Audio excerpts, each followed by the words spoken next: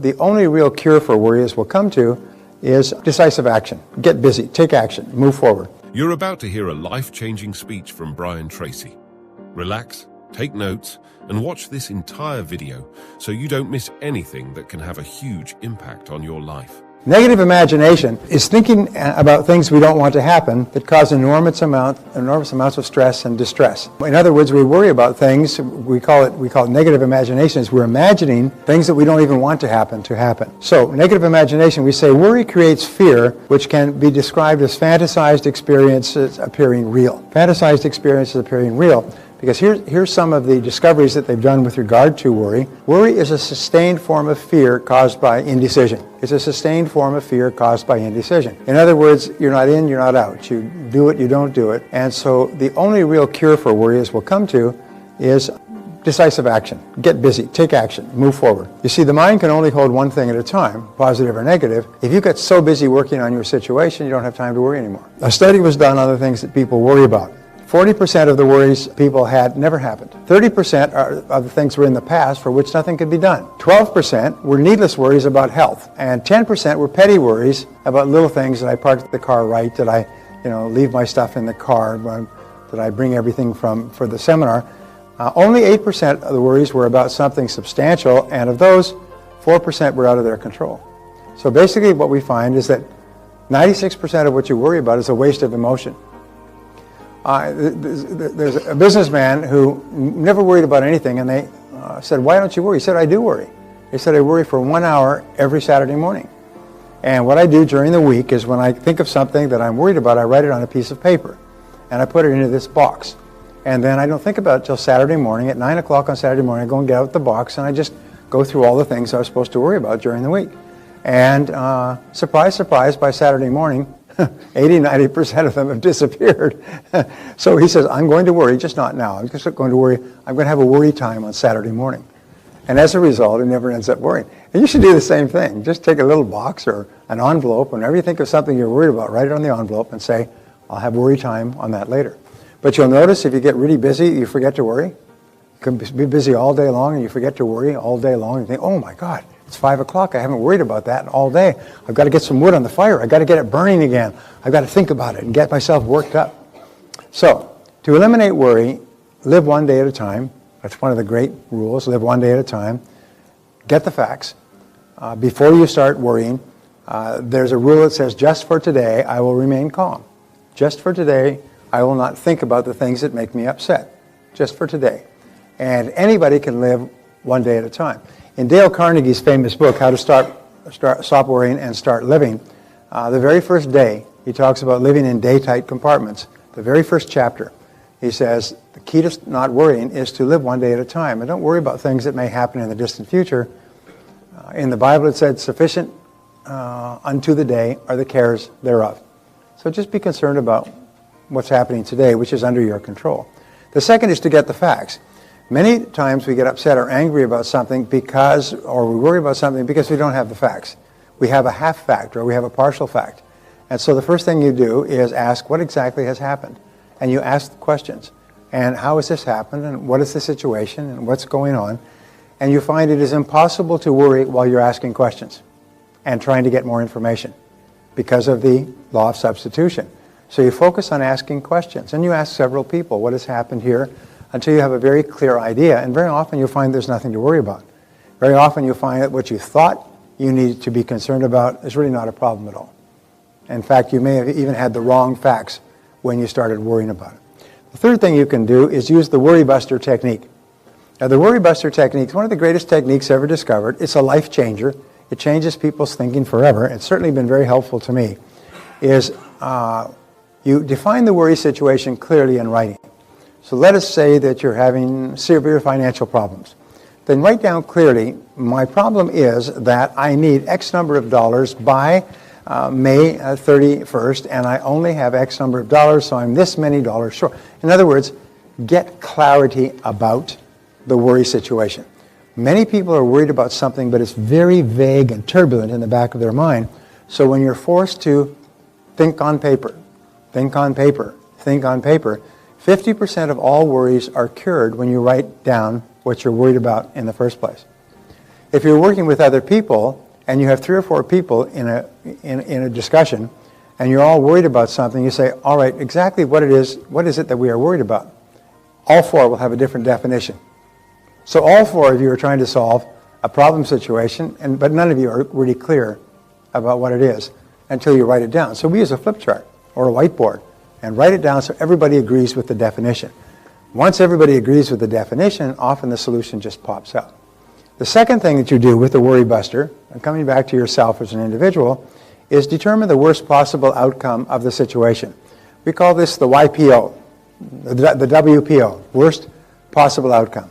What is the worst thing that can possibly happen as a result of this worry situation? And whatever it is, you say, well, it's something you can live with.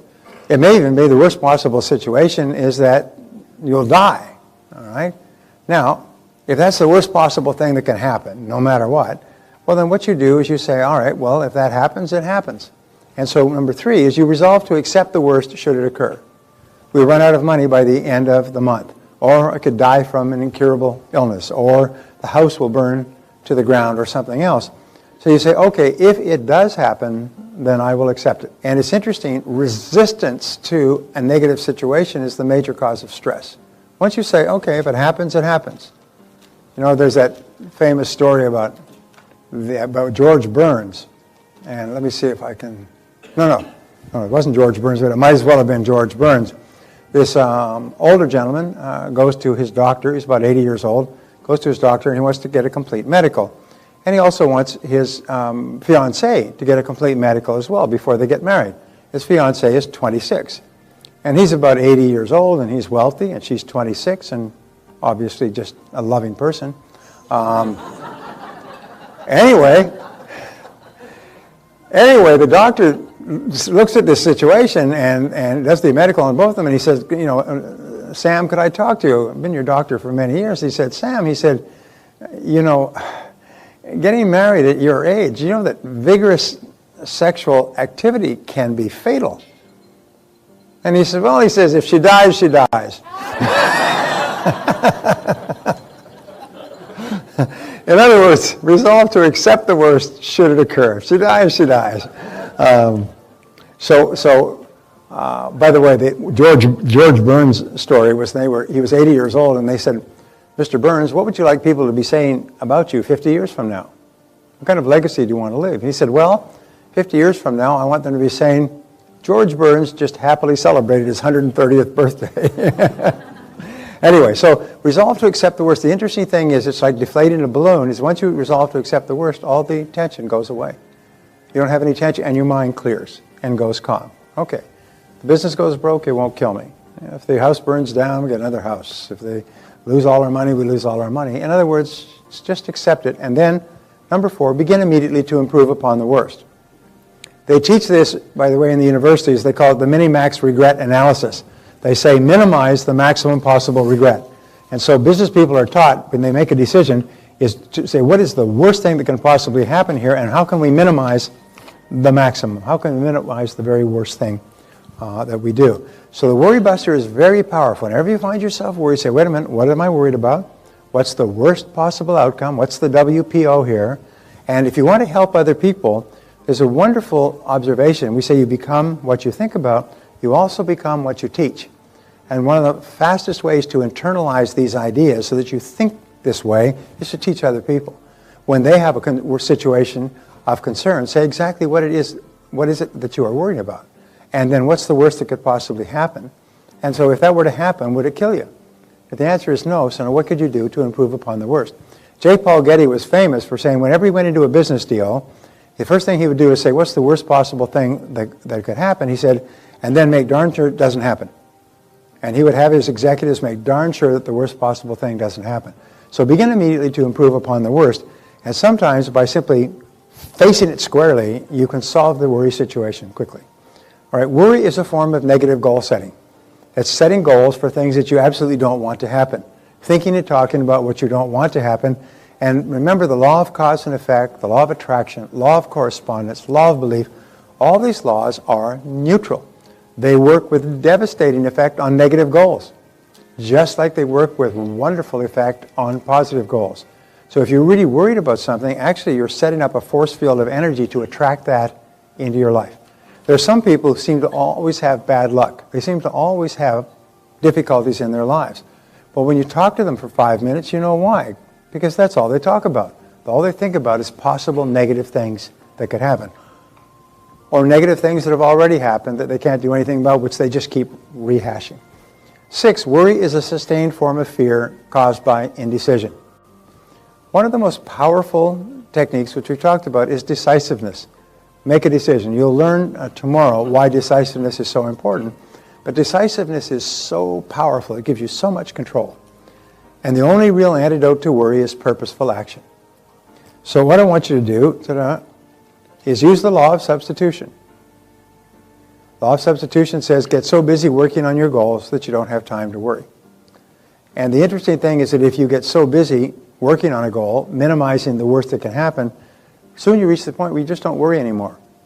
Remember, worry is something you probably learned from a parent. One of your parents taught you to worry because they worried all the time. And they worried about little things and big things and little things and big things. And you grew up with a worldview that worried is what you do when you're an adult. And the other thing is the higher your self-esteem, the more you like yourself, the less you worry about things. People who worry about things think that if something goes wrong, it's a reflection on them. Something fails or it doesn't work out. And you have to say, no, if things just don't work out, it's not a reflection on you. Just because you fail when you try something, which is much better than trying nothing, doesn't mean that you're a failure. It means that you're a learner. Interesting point in America.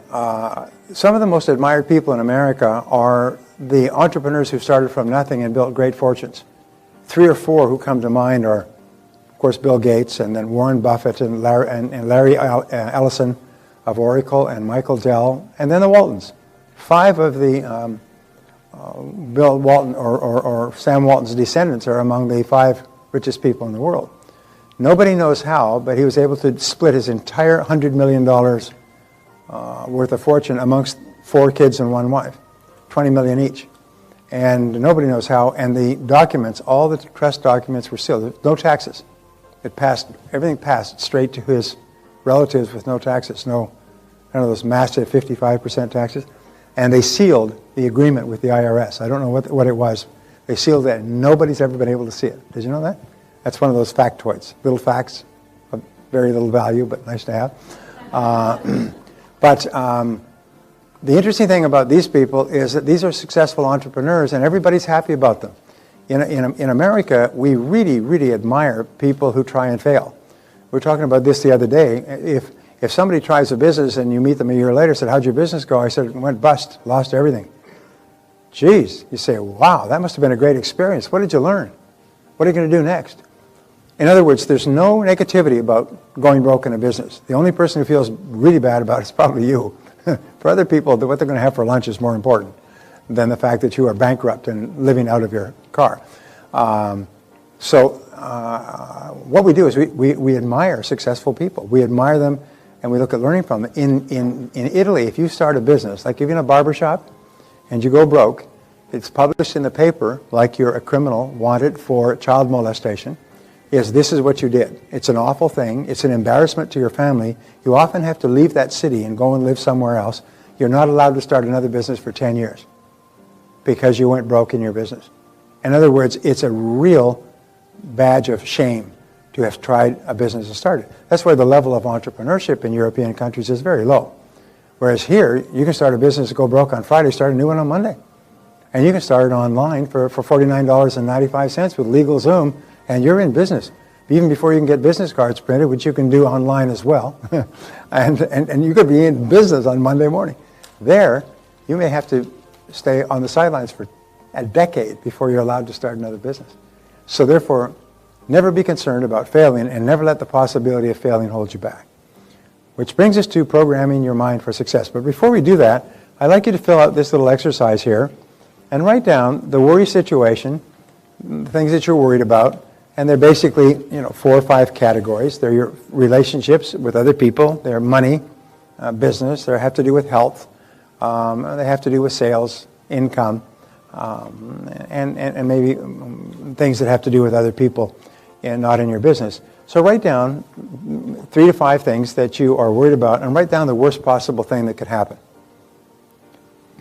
what's the worst that can happen if everything went to hell in a handbasket? And then fill out number 2. What specific steps will you take immediately to improve upon the worst possible outcomes in the first 3 above? What specific things will you do? What decisions will you make? What will you get into or get out of? And then finally, what one action are you going to take immediately to stop worrying and start living? One last point with regard to worry or negativity of any kind. Vince Lombardi once wrote these wonderful words. He said, "Fatigue doth make cowards of us all." And if we get really tired or worn out, especially physically tired or emotionally tired because we're in an emotionally stressful situation, and you get worn out, everything becomes exaggerated. You become more worried about small worries. You become angrier about small irritations. You become more depressed about reversals. You become fatalistic and think about quitting. So sometimes the very best thing you can possibly do is to just shut it all off and get a good night's sleep. Just go to bed early and just get a good night's sleep, and just sleep 8 or 9 or 10 or 12 hours. Everybody's had the experience where they just say, I don't have to get up tomorrow morning, I'm just going to sleep until I can't sleep anymore. You sleep 10 hours and you can hardly believe it. And then all of those things that were bothering you the day before, well, they weren't really that important. So sometimes it's really important to get lots and lots of rest. In the Jewish religion, there's what is called a Sabbath. And it's been one of my favorite concepts for years. There was a wonderful book written on it by a Jewish scholar about the Sabbath. And a Sabbath is they stop work at 6 o'clock on Friday, and then they take all of Saturday is the Sabbath, and they don't do anything. Now, they don't work, they don't catch up on their books, they don't even do anything intense. They just relax, spend time with the family, maybe in our time go for a walk, go to a movie, and so on. And it keeps going for 36 hours. It goes till 6 o'clock Sunday morning. And so what that means is you get 2 really good sleeps. I always think of sleeps. How many sleeps did you get? When Barbara and I go on a vacation, we find that you've got to be away for at least 2 sleeps. You can't go on a vacation on Saturday to a nice place, sleep there Sunday, come back and then come back Sunday. It's not enough time for a vacation. 3 sleeps is better, but 2 sleeps is the minimum. But a Sabbath gives you 2 sleeps. It gives you 2 full nights of sleep where you completely relax, and you'll find that if after that 36 hours, the whole world looks different. You're much more relaxed, you're more positive, you see more possibilities, you're more creative, you see things that you can do, you have the energy to take actions, and so on. So sometimes if you get really tired or if you get burned out emotionally because of a stressful situation, the smartest thing you can do is nothing. Just relax, just back off and get lots and lots of sleep. It'll really help you. Okay, moving right along here. Programming your mind for success. You know that a computer, if you program a computer, it simply operates on the basis of the computer, on the basis of the programming. If you want to get different results in your outer world, you have to put in a different program for your mental programmer. So this is how we do it. We say your self-concept is your bundle of beliefs inside that determines everything that happens to you. Remember, all change begins with a change in your self-concept, the way you see yourself and think about yourself and believe about yourself. There was a man many years ago, very famous, true story. His name was Viktor Serebryakov. And I learned this story from Zig Ziglar. And Viktor Serebryakov was the parent of immigrant laborers who came over from Russia. And he grew up and he went to school. And he seemed to float through school. He did whatever schoolwork was necessary. But he daydreamed a lot, and sometimes he read other things and looked out the window. And they concluded that he was probably mentally retarded, did not really have, he had learning deficiencies, wasn't really set up to be very successful, and so he was just passed through on the never, never, never get failed plan, you know, where they just keep passing the problem kids on to the next grade and it doesn't come back. And so he went all the way up to the 10th, 12th grade, and he was still looking out the window, and he sat down with his counselor in the 12th grade, and they suggested that he join the Army. Because in the Army, he could get a nice job, you know, cleaning latrines or being a carpenter or driving a truck, where they would provide for him for 25 or 30 years, and then he could have a nice pension, and he could retire, and he would be safe and secure. And he didn't think much about that, so he left school and he drifted, and he worked as a farm laborer, and he worked as a janitor, and he worked cleaning up motels, and he just drifted across the country. And one day when he was down on his luck, about 2 years later, he'd been drifting around, he's now about 20 years old, he saw a sign, the Army needs men. And he remembered the recommendation from his guidance counselor in high school. So he went in and he applied to enroll, to register, what do they call it, to sign up for the Army. Pardon? To enlist, yes, to enlist, thank you. So he went in to enlist, and they said fine, and his background was average grades in high school and labor for 2 years, not great Army material. So they gave him a battery of psychological and intelligence tests. When they came back with the tests, his IQ scored at 172. And they said, no, there's something wrong here with this test, this score. So they tested him again. They had him take the test again, came out at 176. His IQ was higher than Einstein's of 170. They couldn't believe it. They took him in and they sat him down, and they said, Mr. Serebryakov, you're one of the smartest. You're the smartest person who's ever tried to enlist in the Army. And he said, yeah, but I got terrible grades throughout school. And they had a psychologist there, and he said, well, it's because you basically have a photographic memory. You memorized everything there was to learn in school the instant it was first mentioned. It was completely boring for you. That's why you're looking out the window all the time. He said, that's true. He said, I never failed an exam because he learned everything like a sponge absorbs water. They said, Mr. Serebryakov, if you'll join the Army and you'll go into our nuclear physicist training, we will put you through university if you will stay in the Army for 4 years after your degree. And he said, sounds good to me. And so he did. He went through, first of all, he had to retake high school. He finished all of high school in a year, took 4 years of university, very tough courses in 18 months, took the PhD in a year and a half, and he had his PhD by the time he was 25 and a half years old. Then he went to work for the Army for 4 years. While he was there, he developed 2 or 3 new technologies, defense technologies, that 2 of which the Army was very interested in. The others said, we're not interested in this. When his time was up at 30, he started his own company, which is in Los Angeles, and Serebryakov Industries. Within something like 2 years, he had 6 major high-tech patents, each of which was sold and licensed for millions of dollars. By the time he was 35, he still lives in Los Angeles today.